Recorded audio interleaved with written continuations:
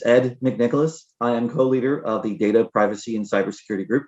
I am based in DC, although my practice extends across the Ropes and Gray platform. I work extensively on cases across the country and indeed across the world, oftentimes in response to large-scale data breaches.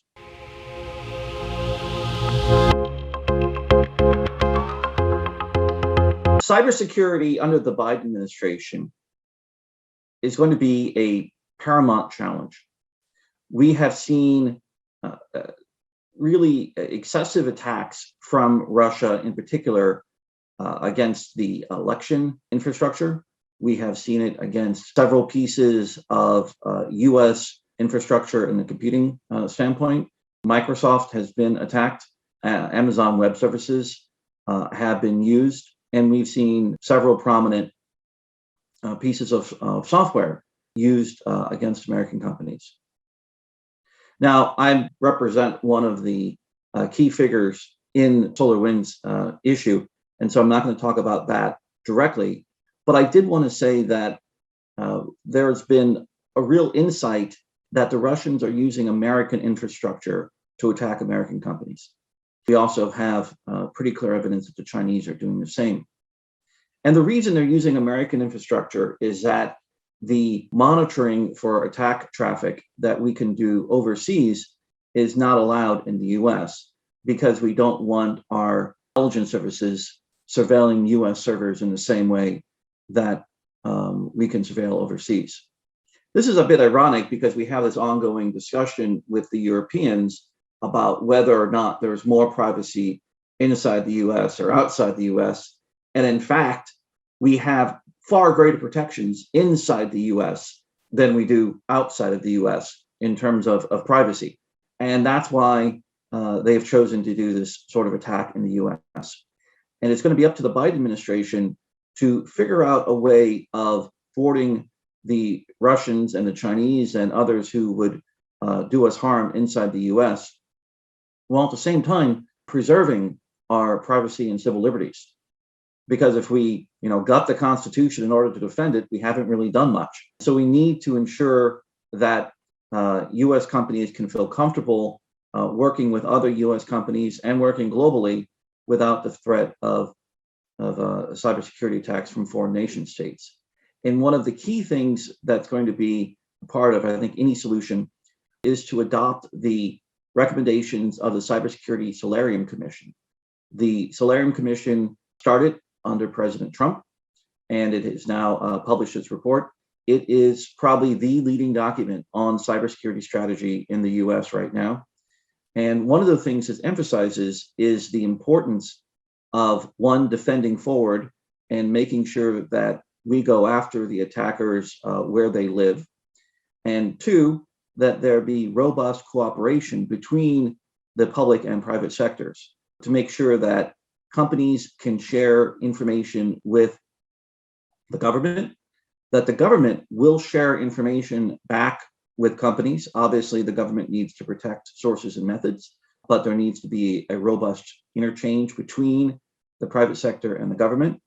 And also that companies using ISACs and ISAOs, information sharing analysis centers and information sharing analysis organizations, can come together without fear of violating privilege or antitrust issues creeping in, and share information about ongoing attacks and the methods that are successful in stopping them. Because we have information sharing between companies, we have information sharing with the government, and we have the government sharing information back to companies. We can fight together, and I think together we can stop these attacks on our shared infrastructure.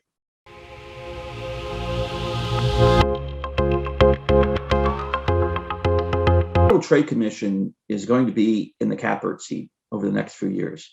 They will have the full backing of the White House, which is not something they've enjoyed under the prior administration. There's going to be a new chair. Now, I've got a crystal ball here. I don't know if you can see it or not. And it says that the two main contenders are the acting FTC chair, Becca Slaughter, who, whether or not she becomes the full-time chair or she will remain as a commissioner and a significant voice. And there is Attorney General Karl Racine, who's Attorney General of the District of Columbia. Now, I've had the pleasure in different parts of my career of working with both of them, and know that they would both be excellent choices for chair. Becca Slaughter, I think, would be particularly well known to people because she was the one commissioner who, she was a commissioner who dissented from the Facebook fine, not because she thought it was excessive, it was a $5 billion fine, but because she wanted Mark Zuckerberg personally to be liable and thought that the FTC should have gone after Mr. Zuckerberg there, and they should go after other executives who have profited from what the FTC considers to be unfair and deceptive trade practices. Karl Racine is coming at this. We served together in the Clinton White House on the investigations team. He's now Attorney General for the District of Columbia. And there is a good amount of speculation that he might be moving over to the Federal Trade Commission. Maybe not. He's got a lot of opportunities in front of him. But I think both would lead the FTC to enhance their focus on dignitary harms. Under Republican administrations, the FTC tends to focus on a cost-benefit analysis, and they tend to look at monetary quantifiable harms. Under Democratic administrations, traditionally, the FTC has tended to look more for dignitary harms. That is, harms to people that are suffered that don't have any tangible dollar value. The best common law example I give of this is the peeping Tom cases of guys lurking about, creeping and looking into windows. There's no monetary harm from that, but I think everyone would say that is a privacy harm. That is a tangible privacy harm, even though it hasn't cost anyone a dollar. And that's one of the tricks about privacy, is that a lot of what we consider to be a common sense privacy harm is a dignitary harm. So, like, for instance, if someone found out that someone is getting cancer treatment or has HIV or has COVID even, there's probably not any tangible harm from that in terms of losing a job. At least I would hope not. I mean, if they actually lost their job, there would be cause of action there, certainly. But I think there is this kind of social stigma, and that dignitary harm is out there. We've also seen them moving in a very interesting way to make sure that if companies have an unfair deceptive trade practice and use that to gain information, gain access to data from which they derive algorithms, that if the FTC catches them, they will not only force the company to pay a fine and to give back the data, but also to delete the algorithms, that they will not allow them to profit from illegal access to data. And so I think we'll see companies becoming much more aware of the need to have effective data governance, data stewardship within organizations. And I think a trend from Europe that is coming over of having a code of ethics within the company for how they handle data is going to be crucial to convincing the FTC that any given company is doing the right thing with respect to data.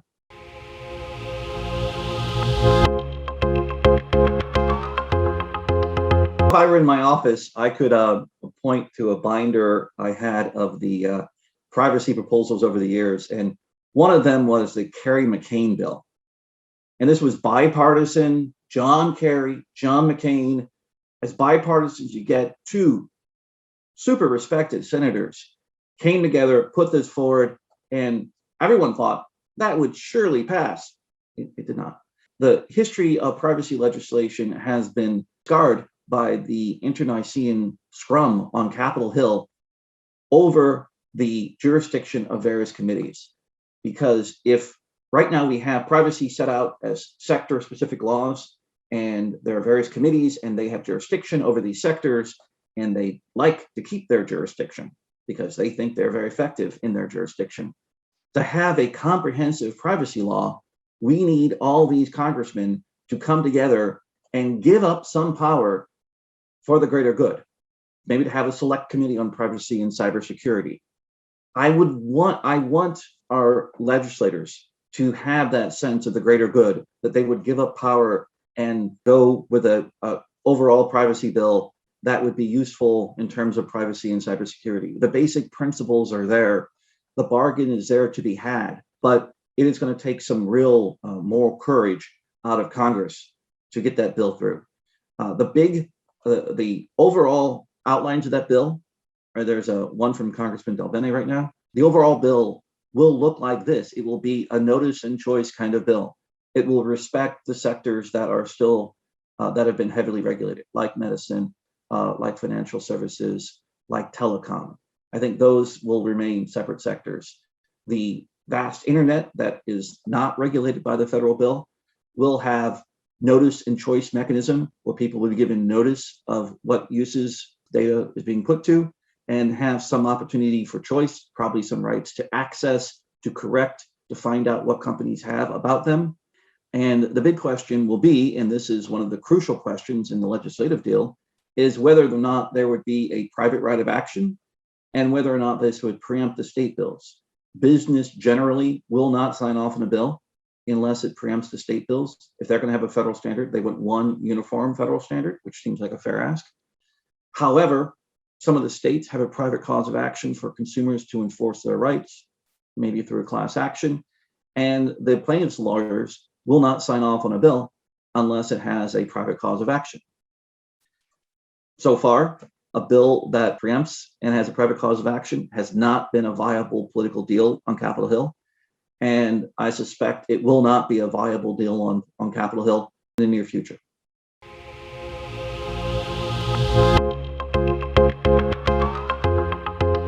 Congress cannot get its act together.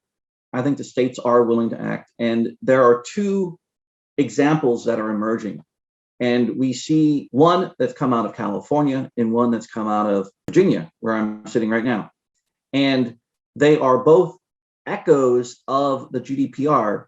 However, they are different sorts of echoes. California bill seems to have taken the text of the GDPR and gone from that and someone read the text and then developed ideas about how they regulate privacy in the European Union and work from that to try to take that idea and put it into a law in California.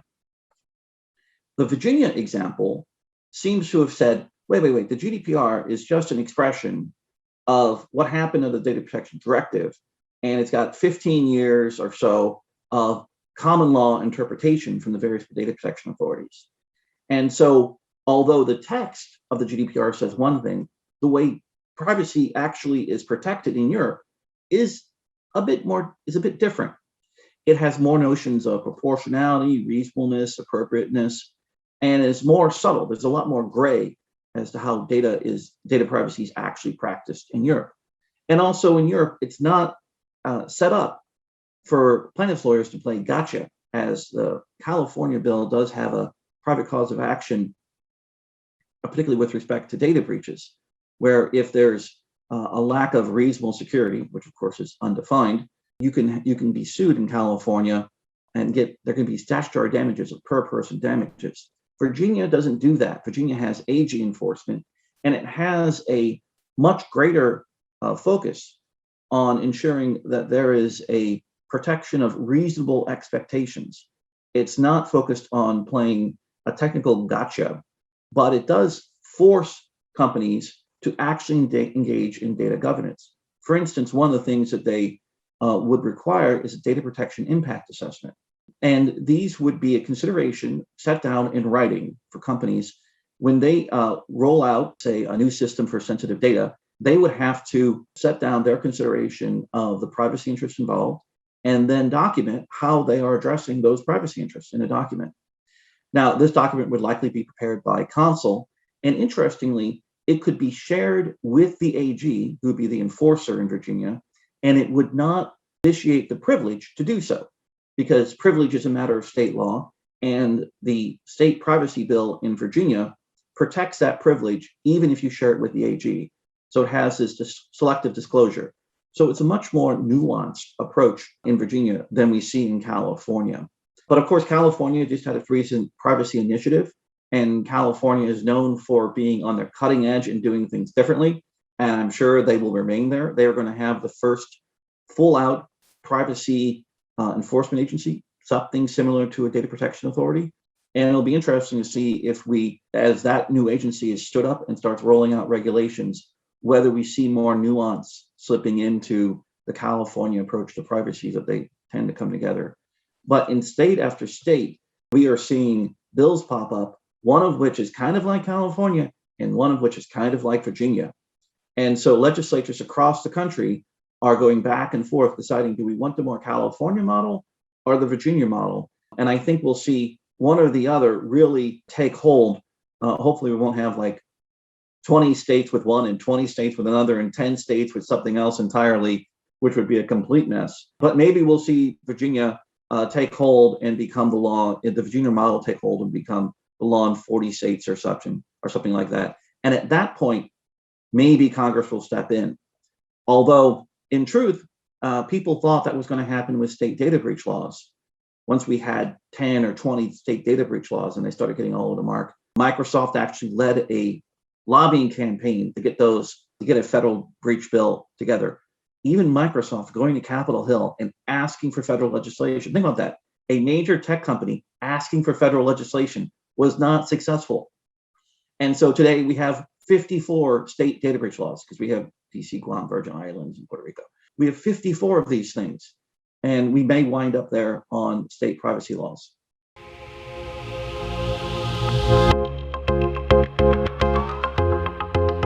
We cannot discount the role of the Supreme Court.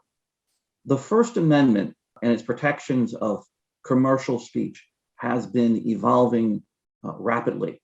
And the current Supreme Court strongly in favor of expanding First Amendment protections. They see that as a core guarantee of the Constitution. And the First Amendment in the commercial context can be wicked sword against these kinds of privacy laws. For instance, there have been moves to the FCC at one point, many years ago, now almost 20 years ago, tried to go to an opt-in as opposed to an opt-out privacy mechanism for certain uses of CPNI. And that was struck down by the 10th Circuit. We've seen bills trying to protect physician privacy in New England be struck down by the Supreme Court on commercial free speech. The core idea of European privacy, the purpose limitation, may well be vulnerable to the First Amendment. Because the purpose limitation says that if you collect data for a particular purpose, let's say I sell you a pair of golf shoes, and so I'm supposed to use that information to send the golf shoes to you, and I can keep it in case you want to, they're defective or return it or something like that. And it actually probably allows me to then sell other golf shoes to you. However, the way commerce has worked in the US is that I take the information about the fact that you like golf shoes, and I give it to guys who make golf clubs and golf shirts and golf balls and country club memberships. And then they also send you marketing information because you've identified someone who's interested in golf. This seems fair. In fact, you may well appreciate getting a discount on golf clubs and golf balls if you buy golf shoes. However, a lot of the California bills would restrict that. The California approach would restrict that, and even to some degree, the Virginia approach might restrict that use of data to share with third parties to provide goods and services that people might be interested in. Now, whether that's an opt-out restriction or an opt-in restriction, it remains to be seen. But I could see the Supreme Court, if people got too heavy-handed on it, saying, no, you know what, if people collect data in the free market, they are free to use that information. That becomes a business record of the company. They own it, it's their information, and they can do with it as they like, subject to some restrictions from the privacy interests. But that the Supreme Court, I think, would look at it and say, fine, there is a privacy interest that Congress wants to protect. What is the least restrictive means of protecting that privacy interest? And the European approach has certainly not chosen the least restrictive means. And so I think as legislatures are developing privacy law, they need to keep in mind that there is a commercial free speech backstop here. And I would not be surprised if we see some of the more aggressive state laws be struck down on First Amendment grounds if someone tries to enforce it.